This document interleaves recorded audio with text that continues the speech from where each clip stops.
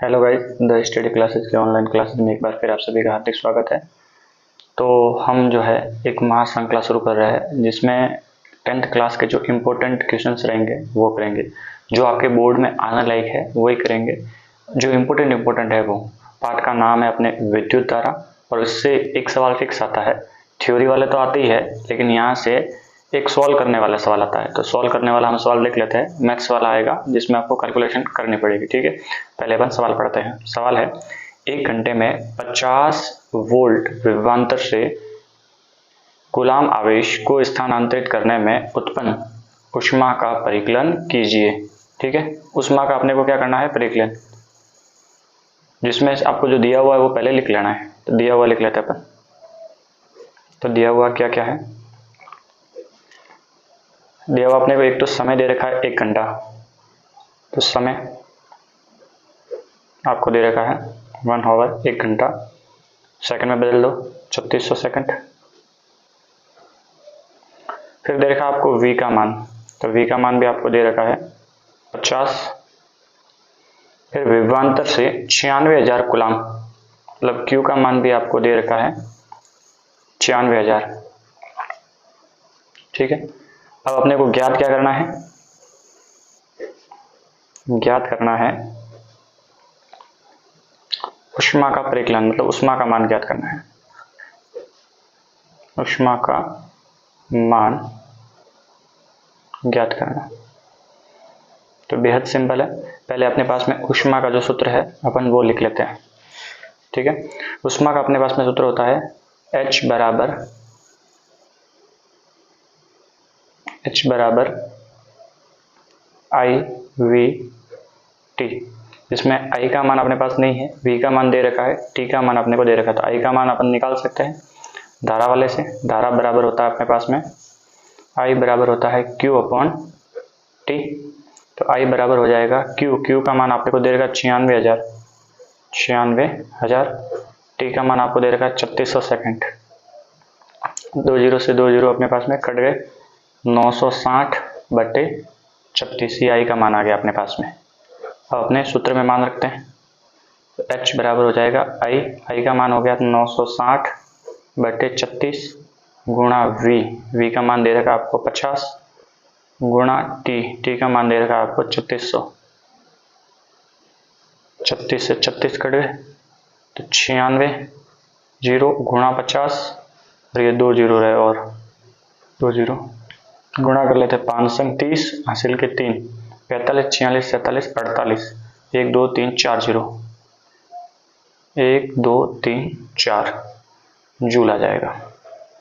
ये आ गया अपने पास में ऊष्मा। ठीक है, ये पहला सवाल था। दूसरा सवाल अपने सॉल्व करते हैं। दूसरा सवाल अपने पास में क्या दे रखा था कि 20 ओम प्रतिरोध की कोई विद्युत स्त्री जो है वो 5 एम्पियर धारा लेती है। 30 सेकंड में उत्पन्न ऊष्मा का परिकलन करना है। इसमें भी अपने को क्या निकालनी है, ऊष्मा। तो पहले तो अपन दिया हुआ लिख लेते हैं। R का मान दे रखा है, I का मान दे रखा है और T का मान दे रखा है। तो R का मान आपको यहाँ दे रखा है आपको 20 ओम। तो R ले लिया अपने पास में 20 ओम। T अपने पास में दे रखा है 30 सेकंड, तो ये ले लिया 30 सेकंड। और क्या दे रखा है आपको, I का मान आपको दे रखा है। तो I का मान आपको दे रखा है 5 एम्पियर। कितना एम्पियर दे रखा है, 5। यहाँ पर भी अपने ऊष्मा का परिकलन करना है। ऊष्मा का परिकलन कीजिए। यहाँ पर भी वही क्या करना है, H बराबर होता है I V T। अपने पास में V का मान नहीं है तो V को हटा लेते हैं। तो V बराबर होता है I R, ओम नियम से। ओम नियम से। ठीक है, तो मान रखते थे। तो H बराबर क्या हो जाएगा, I गुणा IR गुणा T। तो H बराबर क्या हो जाएगा, I का मान आपको दे रखा है 5 गुणा 5 गुणा R का मान 20 गुणा T दे रखा आपको 30 सेकंड। तो H बराबर कितना हो जाएगा, ये हो गया 25 गुणा 3 दूनी 6, ये हो गया 600। तो H बराबर कितना हो जाएगा अपने पास में, 5 संग 30 3, 6 दूनी 12, 13 14 15, और ये 2 जीरो और जूल। ये हो गया अपने पास में ऊष्मा। ठीक है, तो आज के लिए इतना ही करेंगे, बाकी का अपन कल देखेंगे। ठीक है, एक और सवाल देख लेते हैं, क्योंकि एक सवाल लिखा हुआ था वो भी देख लेते हैं।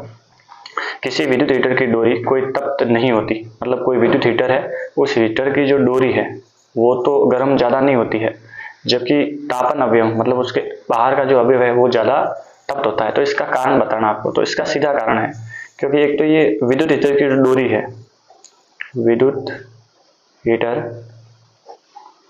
की डोरी तथा तापन अवयव दोनों श्रेणी क्रम में जुड़े होते हैं। ये श्रेणी क्रम